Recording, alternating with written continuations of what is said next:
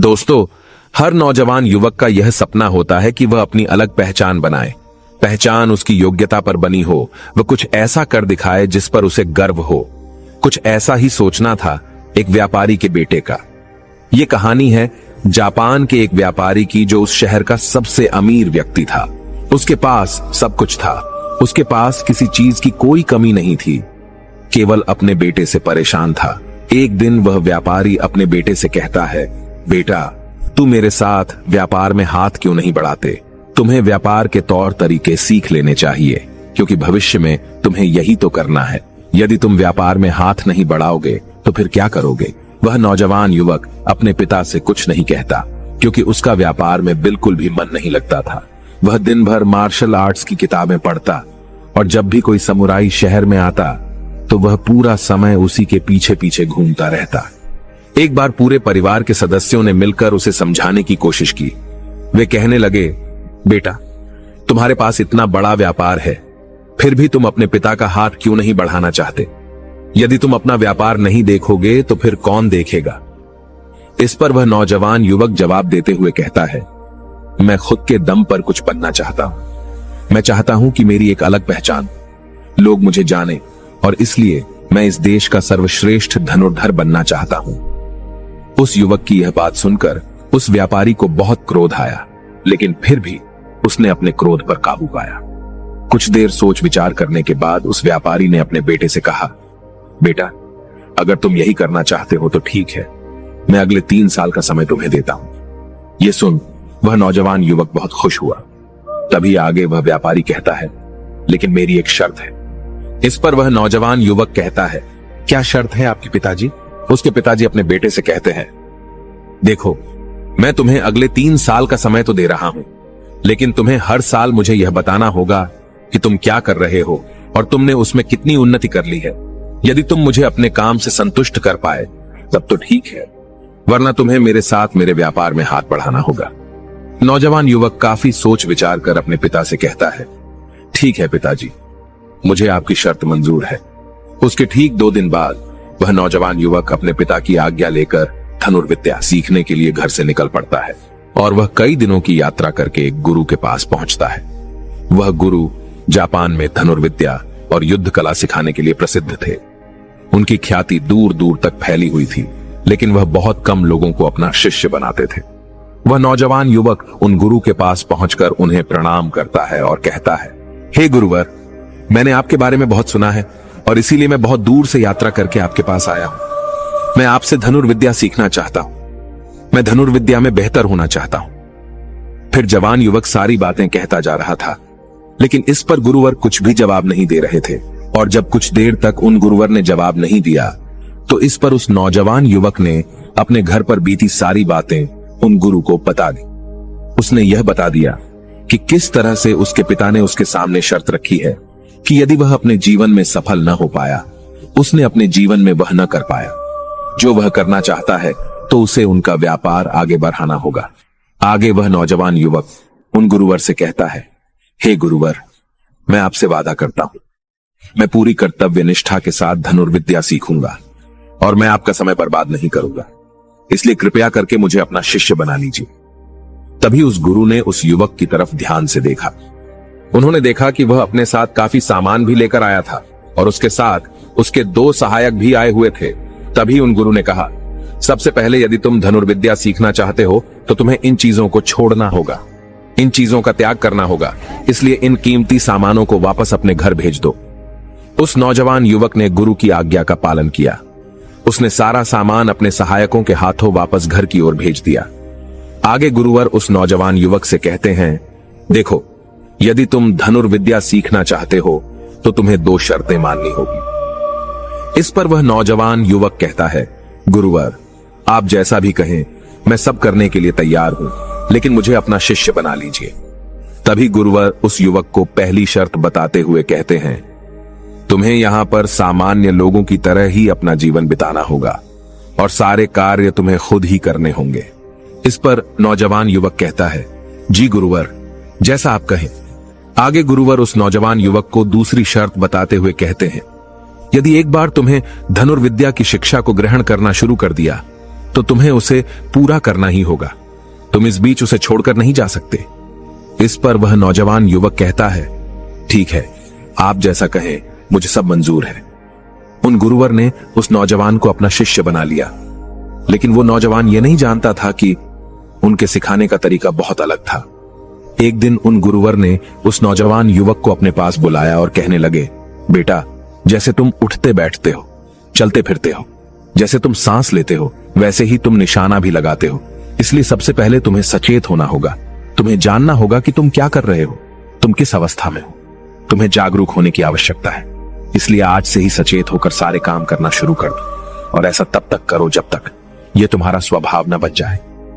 उस युवक ने उन गुरुओं की बात मान ली। वह एकाग्र होकर अपने कामों पर ध्यान देने लगा। वह अपने चलने फिरने, अपनी सांसों पर ध्यान केंद्रित करने लगा। सुबह उठकर वह अभ्यास करता और ध्यान किया करता। शाम के 6 बजे से वह एकांत रहता और ध्यान किया करता। ध्यान करने के बाद करीब 9 बजे के बाद वह सो जाया करता और ठीक सुबह 4 बजे उठकर वह धनुर्विद्या का अभ्यास करने लगता, और यह सब उसे एकांत में रहकर ही करता था। और यह सारी क्रियाएं दोपहर के 2 बजे तक यूं ही चलती रहती, और इस समय के दौरान न तो कहीं जाना और न ही किसी से मिलना। यहां तक कि उस युवक को किसी से बात करने की भी कोई अनुमति नहीं थी, और बचे हुए 4 घंटे अर्थात दोपहर को 2 बजे से शाम को 6 बजे तक वह बाकी सभी शिष्यों के साथ मिलकर आश्रम की देखरेख करता।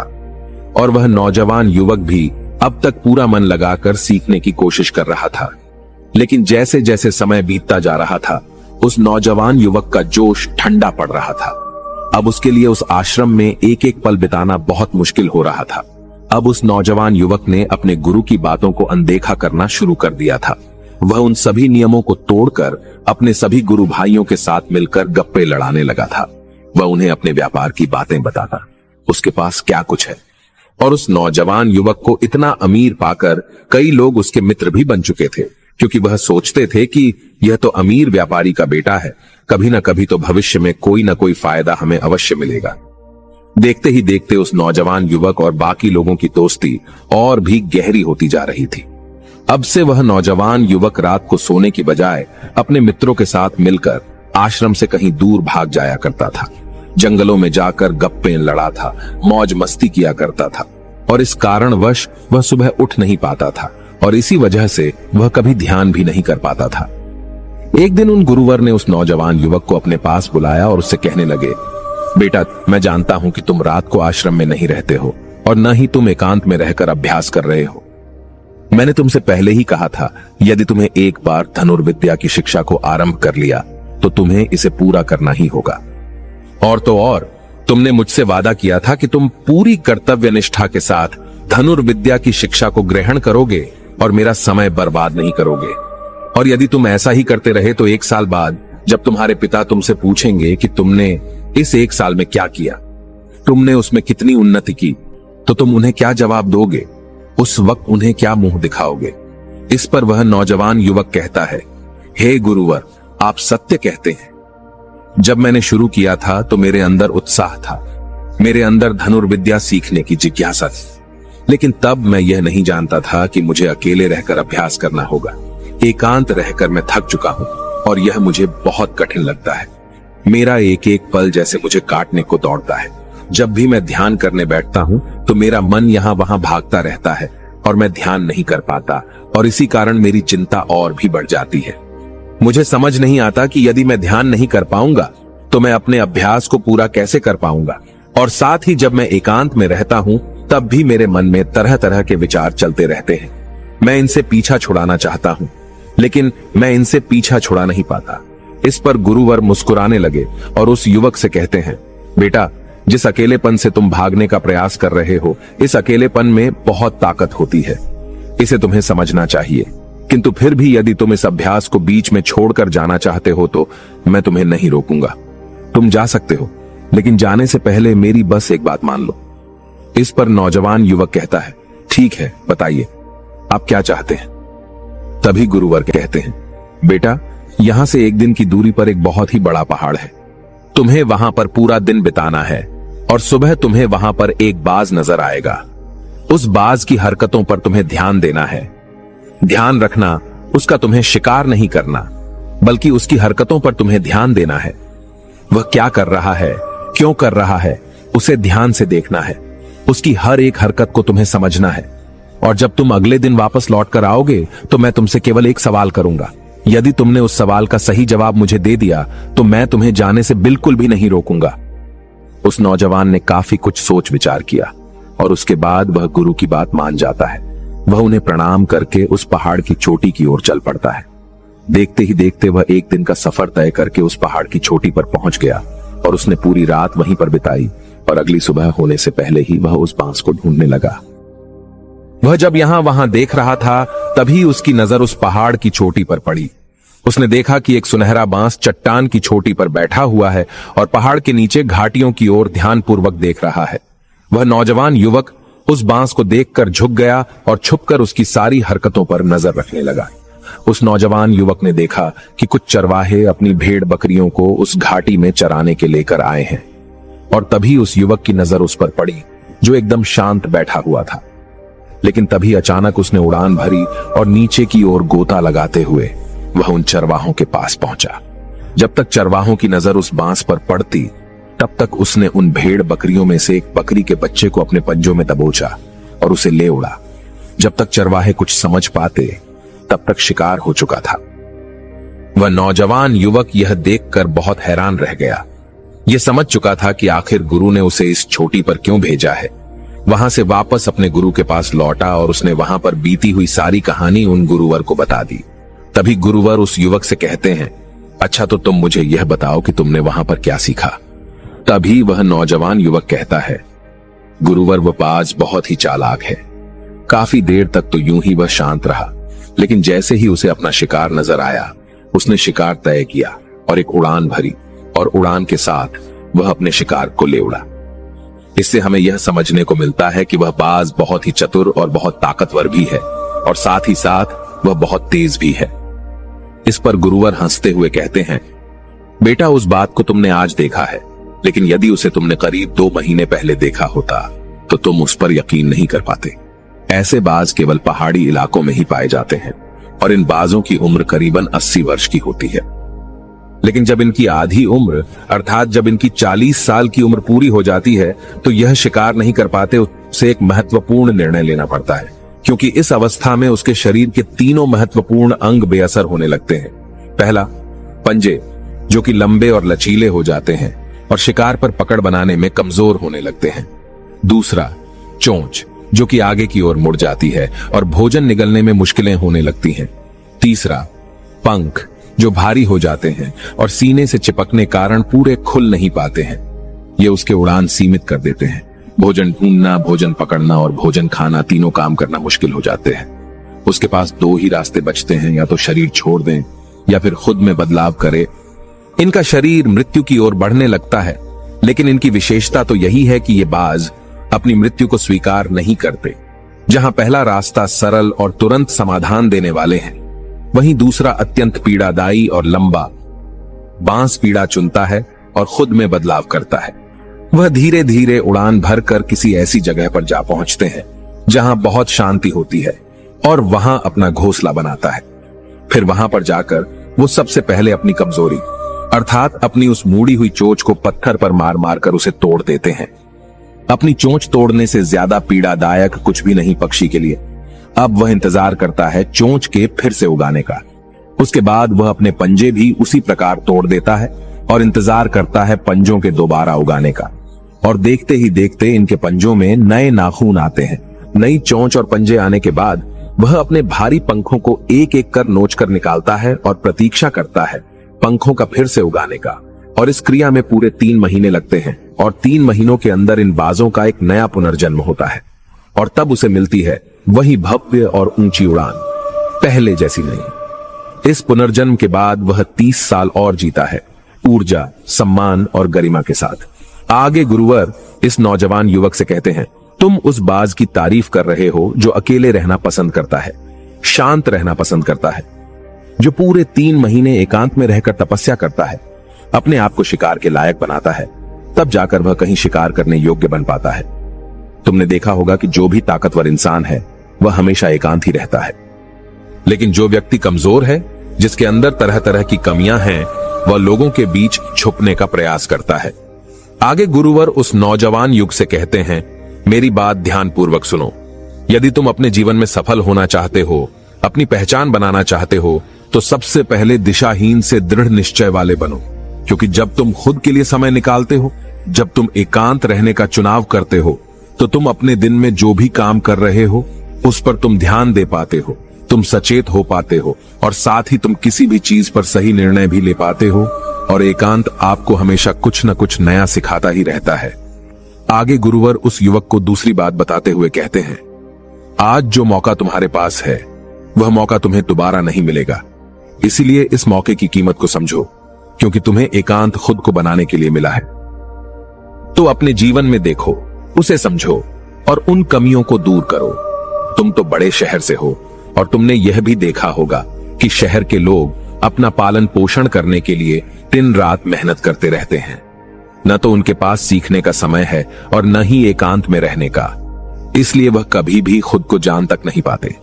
यह अकेलापन, यह संघर्ष जिसे तुम व्यर्थ समझ रहे हो और जिसे तुम यूं ही बर्बाद कर रहे हो, यह मौका तुम्हें कुछ बनने के लिए मिला है और यह मौका दोबारा लौटकर वापस नहीं आएगा।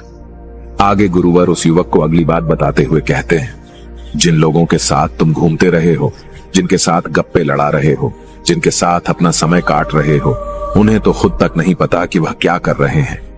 उन्हें खुद इस बात का एहसास नहीं है कि वह खुद अपना कितना बड़ा नुकसान कर रहे हैं।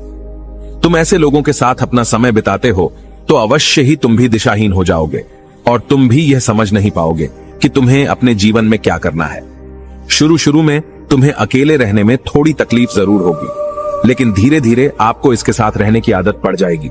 इसलिए अकेलेपन का इस्तेमाल एकांत रहने के लिए करो और अपना उद्देश्य याद रखो।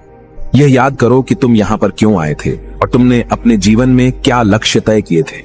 गुरुवर के इतना कहने के बाद वह नौजवान युवक सोचने लगा। वह यह समझने लगा कि आखिर वह यहाँ पर क्यों आया था। तब उसे याद आया कि उसके गुरु ने उसे क्या कहा था कि अपने अकेलेपन का इस्तेमाल करो, क्योंकि अकेलापन ही एकांत बन जाएगा और वह तुम्हें आगे बढ़ने में तुम्हारी मदद करेगा। दूसरी बात, अभ्यास में संतुष्टि ढूंढो, क्योंकि उस नौजवान युवक के गुरु ने कहा था कि सारा ध्यान केवल अभ्यास में लगाना, इसके अलावा कुछ और पाने की कोशिश नहीं करना। क्योंकि जब हम कहीं और जाने की या कुछ अलग पाने की कोशिश करने में लग जाते हैं, तब हम अपने मन के बनाए हुए जाल में फंसते चले जाते हैं और हमारा संबंध वर्तमान से टूट जाता है। और तब हमें ऐसा लगने लगता है जैसे हम कहीं पर फंसे हुए हैं। हम बहुत दुखी हैं, हम बहुत निराश हैं और कहीं पर पहुंच नहीं पा रहे। और इसी के साथ में उस नौजवान युवक को उन गुरु की तीसरी बात भी याद आती है कि प्रकृति में ध्यान करो। जब भी तुम्हें समय मिले तो किसी एकांत जगह पर या फिर किसी पेड़ के नीचे बैठकर ध्यान करो। केवल अपनी सांसों पर ध्यान दो। विचार खुद शांत होने लगेंगे और जब तुम्हारे विचार शांत होने लगेंगे तब तुम्हें आभास होगा कि तुम प्रकृति के साथ जुड़े हुए हो, तुम इस धरती के साथ जुड़े हुए हो। ऐसा करने से अकेलेपन का वह भाव हमेशा हमेशा के लिए खत्म होने लगेगा और तब तुम यह जान पाओगे कि यह पल ही वह अवसर है जहां तुम खुद को पूरी तरह से जान सकते हो। तभी तुम अकेलेपन का फायदा उठा सकोगे और इसी तरह से अकेलेपन को जीता जाता है। इन सभी बातों को ध्यान करके उस नौजवान युवक ने यह निश्चय किया कि वह आश्रम छोड़कर कभी कहीं नहीं जाएगा जब तक कि वह अपने इस लक्ष्य को प्राप्त नहीं कर लेता।